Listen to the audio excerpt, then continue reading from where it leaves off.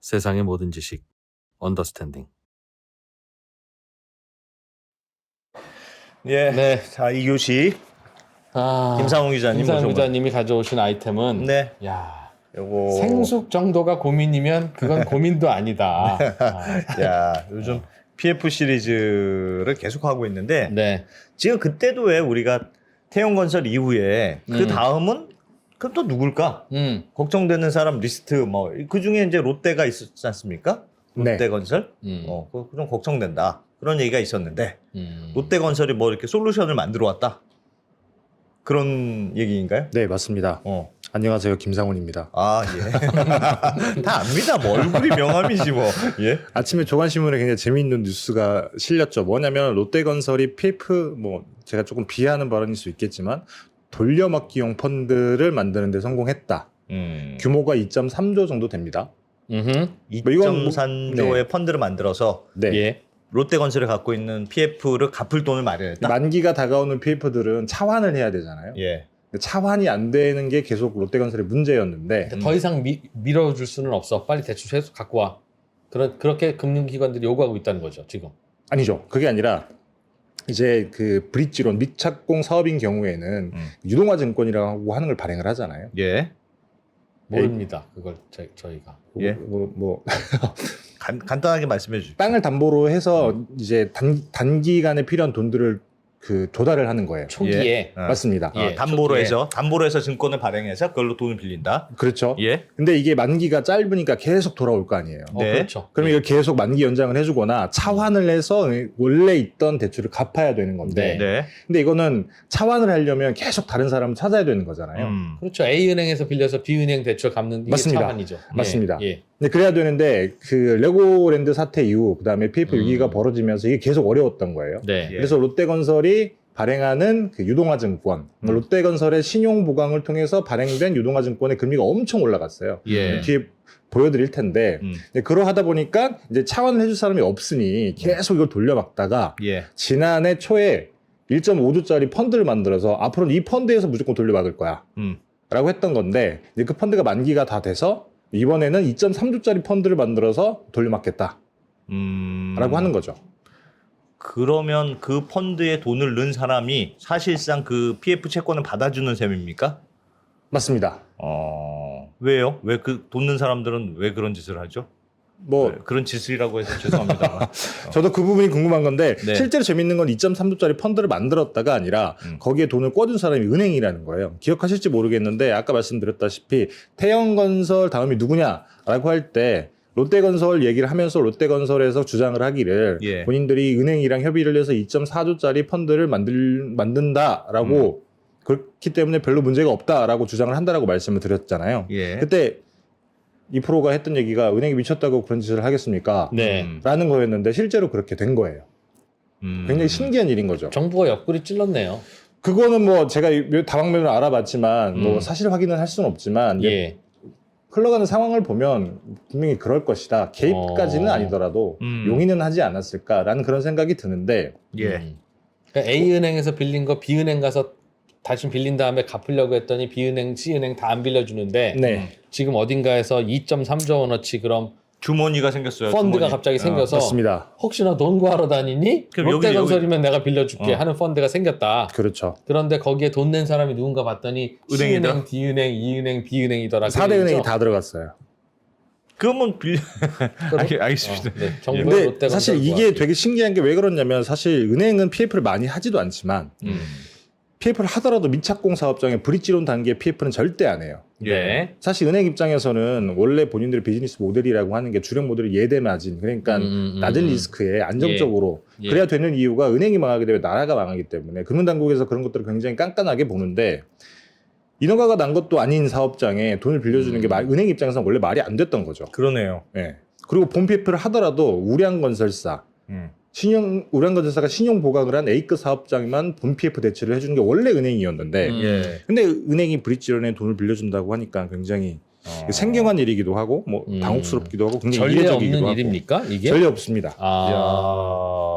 야. 은행- 이랬다가 은행들이 예를 들면 망하면 문제가 되면. 문제가 돼서 그 이 돈을 떼이면 그럼 어떻게 합니까?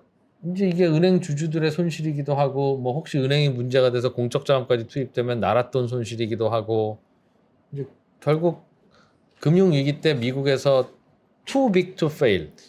그 정도까지 규모가 큰 건 아니니까 은행이 네. 망하거나 하진 않을 거예요. 왜냐면 그 2.3조 규모긴 하지만 이 중에 은행이 꿔주는 돈이 1.2조예요. 4대 은행 나눠서 1.2조니까 각 은행당 치면 평균 4천억쯤 되는 거잖아요. 3천억인가요? 적어요? 적진 않지만 많은 돈인데 그게 은행이 망할 정도가 좀 아니라는 거예요. 은행 입장에서는 좀 그나마 도움이 되는 게 있습니까? 예를 들면 이걸 펀드를 넣어줬어요. 그래서 롯데건설 PF를 받아줬어요. 금리가 그러면 높아요. 금리가 높아요? 네. 어. 그리고 뭐 이러저러저러한 뭐 실무적인 뭐 그런 것들이 있는데 예. 먼저 그 전에 롯데건설이 얼마나 어려웠는지를 한번 짚고 예. 넘어가야 되는 게 예. 있어서 예. 잠깐 슬라이드를 제가 보여드릴게요.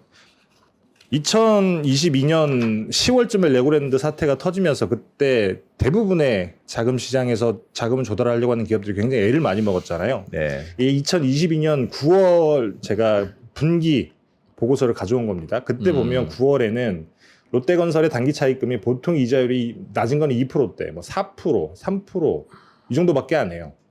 그리고 전체 단기 차입금 금액이 4,800억 정도. 예. 이 정도밖에 안 되죠.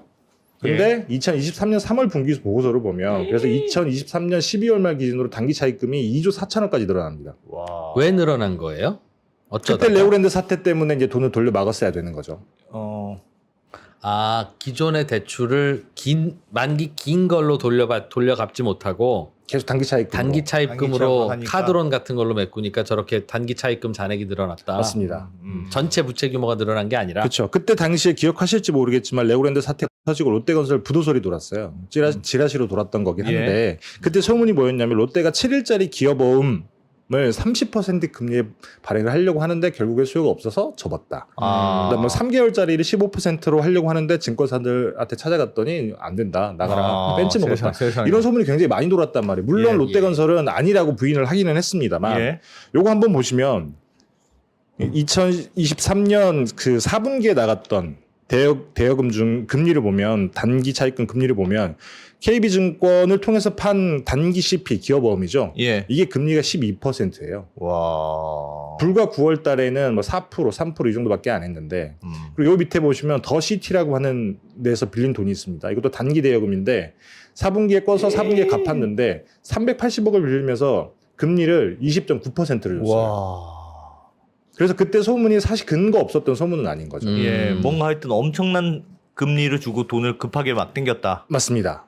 그래서 그때 당시에 롯데가 새로 차입한 단기 차입금이 한 1조 8천억, 9천억 이 정도 되니까 예. 물론 그 2023년 3분기가 돼서는 많이 갚아서 조금 많이 줄어들긴 했는데 예. 이때 갚을 수 있었던 가장 큰 역할을 했던 게 메리츠 증권이 만들어준 펀드였어요.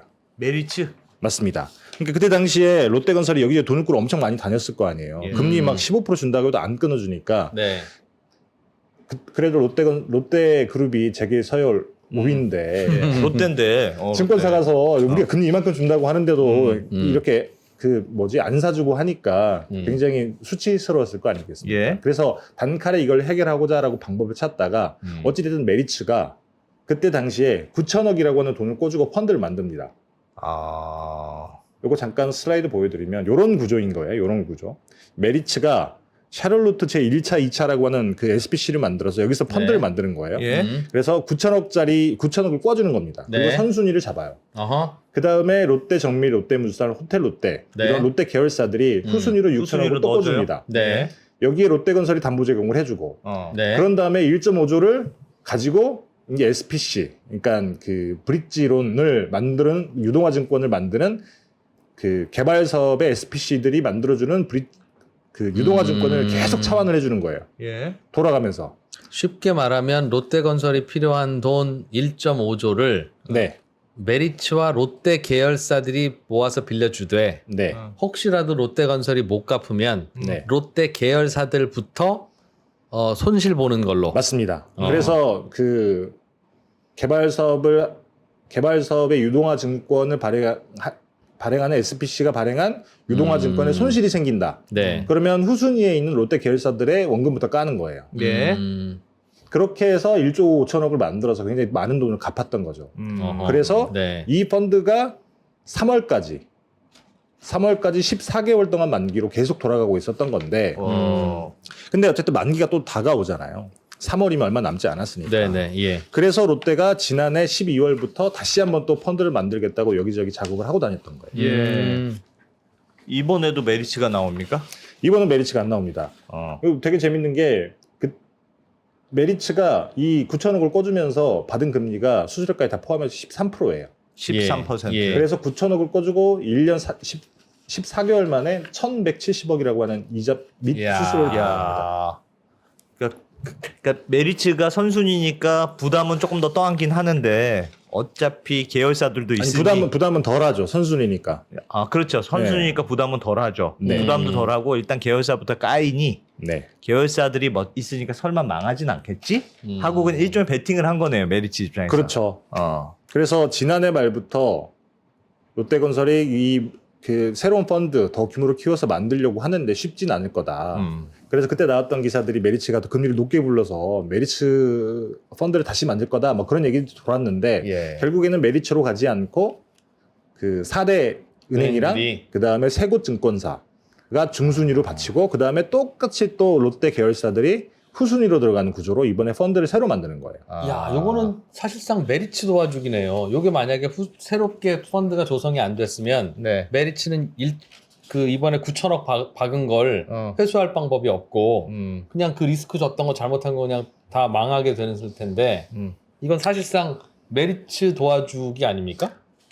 이게 그 펀드에 출자를 한 게 아니라 대출을 해준 거기 때문에 분명히 누군가가 마지막에 그 돈을 갚기는 했어야 될 거예요. 예. 다만 그게 만기 때가 아니라 뭐 예를 들면 문제가 생겼다. 네. 그래서 이 펀드의 원금 회수가 다 안 된다라고 하면 물고 물려서 누군가는 갚아야 됐을 테고 이게 아마 네. 롯데건설이 됐겠죠. 근데 다만 만기 때까지 돈을 못 받을 테고 나중에 가서 회수가 되는 그런데 그런 구조였을 롯데건설은 텐데 망하면 결국 못 갚으니까 결국 이번에 만들었던 4대 은행이 출자하는 그 롯데건설 구하기 펀드가 안 만들어졌으면 롯데건설과 롯데 계열사들도 타격이 컸겠지만 메리츠도 타격이 컸겠죠. 메리츠도 9천억 거의 날리는 건데 맞습니다. 그러니까 야 걱정 마 1년 후에 4대 은행들이 이렇게 해서 그냥 또 펀드 들어올 거야 라는 걸 알았다면 저라도 돈 빌려주죠.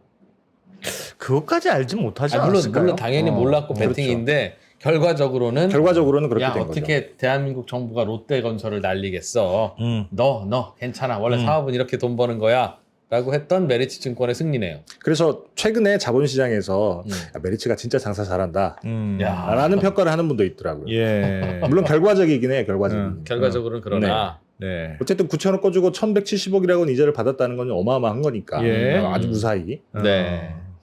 여튼 그만큼 롯데 같은 경우는 사정이 좋지 않았던 거예요. 그때 한참 롯데가 돈 구하러 다닐 때 뭐 이런 일도 있었습니다. 야. 롯데가 전환사채를 발행을 했는데 S 프로젝트 L이라고 하는 그냥 우리가 잘 모르는 회사예요. 예. 근데 금리가 10%. 더더군다나 호텔 롯데가 TRS 계약으로 지급 보증까지 서주는. 그러니까 보면 S 프로젝트 L이라고 하는 게 사실을 어떻게 보면 롯데라고 하는 1군 건설사이자 재계순위 5위 대기업의 계열 건설사가 정말 모르는 그 개인들한테까지 가서 돈을 2천억을 꺼온 겁니다. 예. 이 정도로 롯데가 돈이 없었던 건데. 재작년 말에 맞습니다. 예. 그러고 난 다음에 메리츠가 어쨌든 구세주가 돼서 1년 2개월이라고 하는 시간을 벌어놨고 근데 그렇다 보니까 1년 2개월 동안에는 사실 롯데건설이 그 전에는 부도설까지 돌았었는데 사실 태영 다음 주자가 누구냐라는 정도까지만 얘기가 나왔지 롯데건설이 망한다라는 얘기는 나오지 않았었거든요. 야. 메리츠가 저 판단 내릴 때 2월이 만기고 4월이 총선이라는 걸 생각했을까요? 안 했을까요? 총선 2달 전에 롯데건설을 망하게 하겠냐 정부가? 했겠지. 뭐 했겠지. 당연히 하지 않았을까라고 저는 미루어 짐작을 하는데 네. 뭐 사실 당사자가 아니까 제가 확신을 할 수는 없죠. 네. 아무튼 여튼 이런 구조가 장점인 게 롯데건설 입장에서도 뭐가 있냐면 본인들이 직접 차입을 하는 게 아니기 때문에 부채 네. 비율이 안 올라가요. 롯데 입장에서는 그쵸. SPC가 발행한 예. 그 유동화 증권에 대한 신용 보강만 해주는 거고 지금까지 문제였던 게 뭐였냐면 차환하다가 돈을 못 구하면 롯데가 직접 매입을 했어야 됐거든요. 예. 왜냐하면 내가 신용보강을 해줬으니까. 근데 펀드를 만들어서 계속 돌려막게 되면 롯데 입장에서는 차환이 계속 되는 거니까 그렇죠.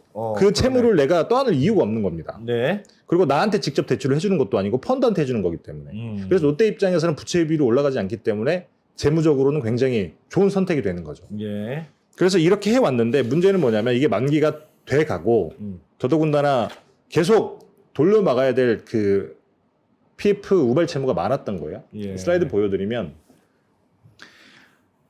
롯데건설의 PF 우발 채무가 전체가 한 5.4조 정도가 돼요. 1월 9일 기준인 건데 그중에 뭐 본 PF로 전환이 될 거다라고 예상이 되는 것들이 1.4조 정도가 되고 예. 여튼 2024년에 만기가 돌아오는 대부분이 1분기에 몰려 있는 걸로 알고 있는데 그게 2.4조예요. 어쨌든 PF 그 펀드가 끝이 나면 이 2.4조를 누군가의 돈을 빌려서 막아야 되는데 예. 계속 그 레골랜드 사태 때처럼 증권사들 다 찾아다니면서 차환해달라고 할 수가 없잖아요. 예. 그래서 은행의 도움과 증권사의 도움을 빌려서 또 펀드를 만든 거죠. 원래는 2.7조 정도로 계획을 하려고 했었는데 뭐 2.4조만 필요하다고 생각을 해서 2.3조를 만든 건지는 모르겠지만 어쨌든 결과적으로 2.3조라고 하는 펀드를 만들게 됐습니다. 더 큰 펀드로 만들게 됐다. 네. 그럼 이번에 들어간 은행들은 그때 메리츠처럼 거기 은행들도 어쨌든 돈을 빌려주고 이자로 롯데건설이 설마 망하겠어? 정부도 총선도 있는데 망가뜨리진 않겠지. 뭐 그렇게 하고 한 10% 정도 그 수수료를 받을까요? 이번에는 금리가 은행 같은 경우 선순위잖아요. 6에서 한 8% 정도 받는다고 해요. 6에서 어쨌든 8. 롯데건설 입장에서는 더 나은 게 금리가 많이 떨어졌죠. 예. 중순위 건설사들은 8에서 10% 정도 받는다고 하고 그러니까 야. 그때보다 금리도 더 더 버는 것도 없네. 아니 은행들은 어차피 리스크는 똑같은데 네. 메리츠는 10몇 % 받았던 걸 어. 은행이라고 지금 리스크 낮아진 게 아니에요. 네. 그리고 1년짜리겠죠? 3년짜리입니다. 3년 이번 3년짜리예요? 네. 근데 왜 이렇게 금리가 낮아요? 야. 모르죠. 야, 야. 좀 이상한데? 좀 이상합니다. 어쨌든 그 메리츠는 조달 금리가 더 높으니까 금리를 높게 불렀을 테고 3년이면 대선이 언제입니까? 은행 같은 경우에는 조달 금리가 낮으니까 어쨌든 금리는 더 낮은 건 맞을 그렇죠, 거예요. 어. 와, 완전 롯데건설은 땡 잡았네요. 뭐 롯데건설 입장에서는 한 1년 반 동안 굉장히 그 유동성 위기 때문에 굉장히 골머리를 3년이나. 앓았는데 예. 이제 앞으로 3년이라는 세월을 벌었으니까 어. 3년 동안은 적어도 유동성 위기는 전혀 걱정을 하지 않아도 되는 상황이 된 2027년 거죠. 네. 와. 대선이 있는 해네요. 그러니까 대선 직전이니까 또 이거는 돌려줄 것이다. 모르겠습니다. 요즘 참 정치에 관심이 많아. 아니 오묘하게 그렇잖아요. 아니 저희는 1년이나 2년 만기로 하겠습니다라고 할 수도 있는데 하필 3년이냐? 오히려 1년이나 2년 만기면 음. 그냥 니들이 책임져라 할 수도 있는데 3년이니까 3년이니까 3년이면 3년이 차라리 안전하다고 생각할 수 있을 것 같은데. 그럴 근데- 수도 있겠네. 그렇죠. 그럴 수 있는데 근데 사실 제가 좀 의아했던 건 뭐였냐면 최근에 금감원에서 미착공 PF 같은 경우에는 예상 손실의 100%를 충당금으로 쌓아라라고 금감원장이 직접 나서 얘기를 한 만큼 예. 이 미착공 PF 사업장들에 대해서는 굉장히 보수적으로 접근을 해라라고 창구 지도를 하고 있잖아요. 예. 근데 은행 가장 안전해야 될 은행이 어. 어쨌든 브릿지론. 대부분 롯데건설의 미착공 PF는 브릿지론에서. 미착공 사업장이거든요. 예. 여기에 1.2조나 되는 돈을 베팅할 수 있게 놓아둔 이유가 무엇일까? 이거 되게 궁금하더라고요. 그래서 사실 제가 한 보름 전쯤에 이거는 예. 이거 나오기 전이지만 어. 그 금융당국 고위 관계자랑 식사할 기회가 있어가지고 한번 물어봤었어요. 그때 예. 당시에. 아니 롯데건설이 본인들 주장하기로 은행과 2.4조짜리 펀드를 만들려고 한다라고 주장을 하는데 은행이 무슨 이유로 그 돈을 꿔줄 이유가 주냐? 있습니까? 예. 라고 물어봤는데 당시에 당국자가 저한테 했던 얘기가 뭐였냐면 야 그 메리츠가 돈 버는 거 보고 많은 은행과 다른 증권사들이 굉장히 부러워하고 있다. 그 금리면 안 들어갈 이유가 없다라고 얘기를 하더라고요. 근데 그 낮다면서요? 그 금리가. 리스크는 대선 직전이니까. 그것까지는 모르겠습니다. 어.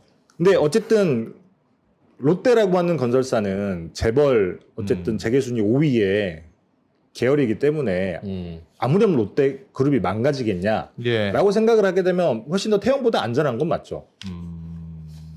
근데 그런 생각으로 들어올 거다라고 했던 게 당시의 맥락이었는데 근데 예. 사실 은행 입장에서는 아까 말씀드렸다시피 미착공 사업장에 100% 충당금 쌓으라고 하는데 예.